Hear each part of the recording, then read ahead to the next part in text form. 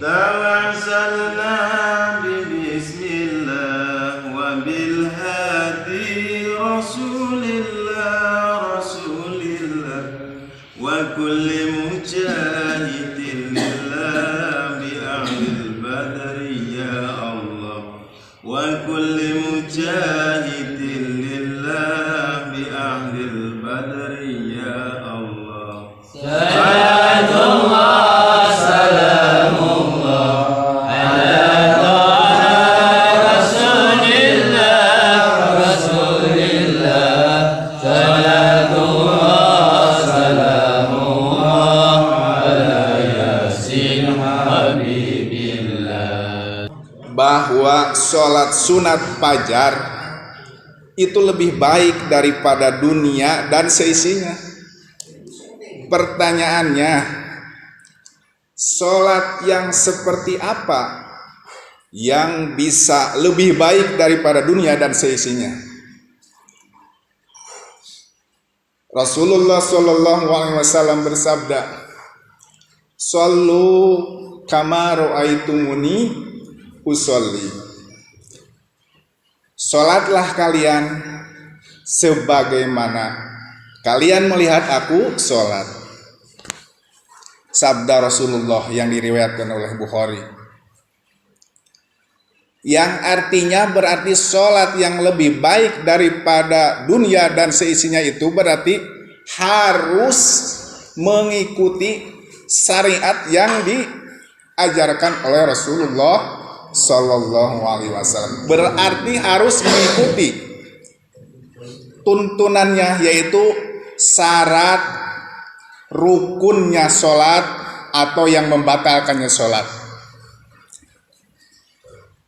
Maaf para jamaah, saya bukan untuk mengajari, tetapi saya di sini untuk membacakan atau mengevaluasi apa yang sudah dikerjakan dalam ibadah sholat kita, baik rukunnya maupun syaratnya. Di dalam sholat ada rukun sholat, arkan sholat sab'ata asyara. Rukun sholat berarti ada 17 perkara. Yang 17 itu dibagi 3 jamaah. Yang satu rukun kolbi, yang artinya itu rukun hati. Yang kedua rukun qauli, yang artinya itu rukun bangsa ucapan. Yang ketiga rukun af'ali, yaitu rukun perbuatan. Yang pertama yaitu rukun kolbi. Di dalam rukun sholat itu ada rukun kolbi, yaitu niat. Niat di dalam sholat jamaah, niat di dalam sholat itu harus bareng dengan mengucapkan takbiratul ihram. Kalau mengucapkan lafaz niat sebelum sholat itu hukumnya sunat. Watalafudu biha, kepada niat, mengucapkan kepada niat itu iku sunatun, sunat menurut kitabnya. Untuk apa diucapkan? Untuk menguatkan hati kita, untuk memperdengarkan kepada kuping kita. Ketika niat di dalam sholat, ketika kita mengucapkan Allah, berarti dalam hati nawa usolli fardhu maghribi salasa rakaatin. Di dalam rukunnya cukup dengan usolli fardhu duhri, itu di dalam sholat yang termasuk rukunnya. Adapun arba rakaatin mustaqbilal kiblatin, ada melihat itu hukumnya sunat. Kesempurnaannya niat. Takutnya ada orang yang hijrah diajarin niatnya panjang banget, akhirnya ntar mundur. Atau bangsa mu'alaf ingin baru masuk Islam, diajarinya langsung panjang. Jadi diajarinya yang pendek dulu, usolli fardhu duhri seumpamanya. Cukup usolli fardhu maghribi, cukup. Kalau kita kan sudah dari dulu udah belajar, jangan diikut-ikutin yang pendek, baca aja yang panjang. Yang kedua yang perlu kita ketahui yang dua di dalam rukun salat itu yaitu takbiratul ihram. Takbiratul ihram harus dipakai dengan bahasa Arab.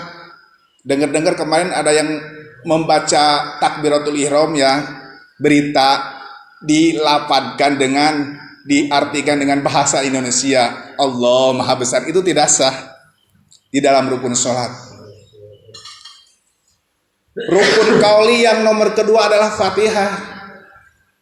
Yang namanya rukun qauli itu harus diucapkan, tidak boleh dalam hati, soalnya bangsa ucapan. Misalkan Bismillahirrahmanirrahim, baca Fatihahnya di dalam hati, itu tidak sah. Karena apa? Karena itu bangsa ucapan, rukun qauli menurut Imam Syafi'i.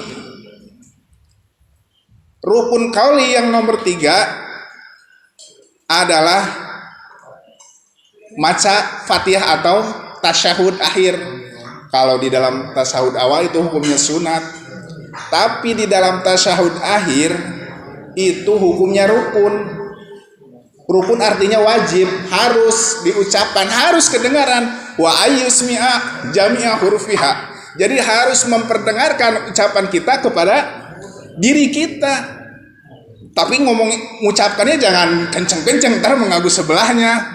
Misalkan Bismillahirrahmanirrahim, mengganggu tetangga kita, jamaah yang lain.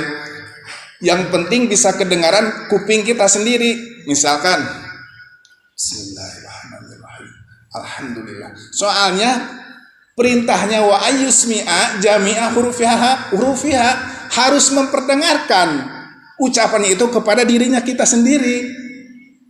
Nah, yang ketiga berarti tasahud udah. Yang keempat yaitu membaca sholawat di dalam tasahud akhir.